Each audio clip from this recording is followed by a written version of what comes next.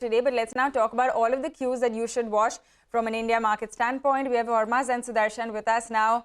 Guys, a very good morning to both of you. Hormaz, let me come to you first. We ended just short of that 22,200 mark yesterday, and it looks like the open could once again be in the green.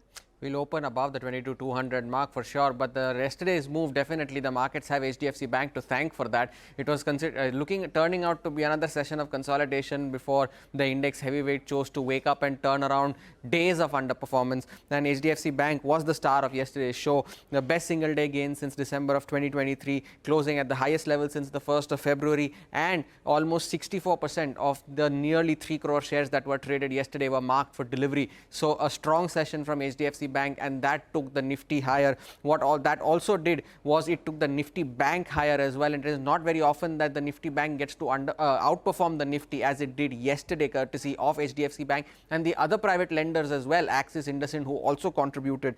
And if you look at the Nifty Bank contributors as well, all the private sector lenders were leading the charge on the Nifty Bank yesterday. But what is offsetting the moves in the banking stocks is IT, and it was the IT names, all large cap IT names, Infosys, TCS, all of them ended lower yesterday, and they were the ones that were offsetting the moves in HDFC Bank and the other banking stocks. And if you look at a split screen of the Nifty contributors, on one side you would find the banking stocks that are leading the index higher, and on the other side you would find IT stocks that are keeping the gains in check. IT will also be in focus because of a weak handover from Wall Street. The Nasdaq ended 1% lower yesterday, as you are highlighting. Nvidia, biggest drag there, and the FOMC minutes are the ones to watch out for today, along with the Nvidia's earnings. And Nifty, the GIFT Nifty is implying a 50-point gap up today, so above the 22,200 mark will open for sure. Okay, let's see if we sustain those levels and build on to those gains or not. Hormaz, thanks a lot for that. Let's get in Sudarshan as well, who's looking at all of the stock-specific action. Sudarshan, you have quite a long list today.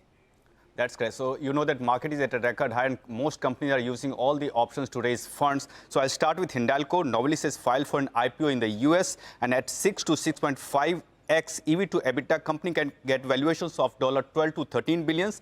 ABB earnings were largely better than estimates, but revenue has come below CNBC TV18 poll at rupees 2,758 crore. But order inflow was strong at rupees 3,147 crore, which is up 35% year on year. CY23 gross margin was at 39.4% versus guidance of 35 to 37%. Whirlpool, promoter has sold 24% stake at rupees 1,277 per share.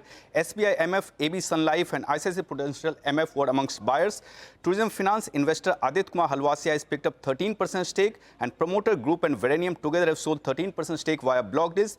Aditya Kumar Halwasia currently holds stake in Cupid and Apollo Microsystems. Union Bank QIP to raise up to 3,000 crore is launched. Indicative price is seen at rupees 135.65 per share, which is at a discount of 4% to current market price.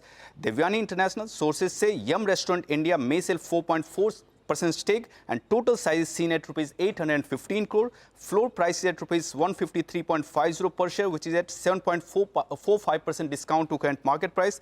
Swan Energy QIP to raise up to 4,000 crore is launched. Indicative price is at rupees 670 per share, which is at a discount of 10.8% to current market price. Adani Energy, Fitch has affirmed rating at BBB- and outlook is stable. GOCL Corp promoter Hinduja Global Mauritius to reduce stake by about 1%. Zee Entertainment has clarified on ET's report of company reviving Sony merger talks. Company says it is not involved in any negotiations with Sony. GR Infra has signed concession agreement worth rupees 200 crore with Sri Mata Vaishno Devi Shrine Board, Katra. Okay, got that. Sudarshan, thanks a lot for taking us through all of that stock-specific action. Let's also bring Nigel in. He's looking at all of the cues from the futures and options space. Nigel, it was a bank show all the way yesterday. Well, that's right. And the private sector banks, they came back, and they came back in style. HDFC Bank and Kotak Mahindra Bank, the two biggest underperformers in the last 1 and 3 years, they came back and they ended at the high point of the day. And that's what definitely helped the Nifty Bank moved up. And yesterday, the Nifty Bank, we were talking about it defending the 200 DMA. Then it went ahead, it conquered the 20 DMA. And in yesterday's trading session, it breached the 50 DMA, which is pretty good news. So a good move is what you've seen on the Nifty Bank. And the Nifty Bank is going to be in focus today as well, because you'll have the weekly expiry that will play out. But if you pull up a 1-month chart, you'll see the power of short covering. In yesterday's trading session, in fact, we saw a fair bit of action on the Nifty Bank as well. Just take a look at the writing we have seen at around the 47,000 put, and that contract expires today. Now, the power of short covering that I was talking about, the FIs at the start of the series were at around 110,000 contracts on the short side. That's come down by half. So that's telling you the kind of short covering we've seen, which explains why we're up closer around 800 points in this series itself. The Nifty options data as well, there was a fair bit of put writing in trade yesterday, 22,200, 22,100 put. Both of them added closer around 35 lakh shares between them, which tells you the near-term support now has moved up to around 21,950 to around 22,000. Gift Nifty suggesting some more green. Let's see if we can build on that. The Nifty Bank continues its upward trajectory. That holds the key for me. Back to you. All right, for all of us, Nigel, thanks a lot for getting us all of those cues as we kick things off this morning. We're going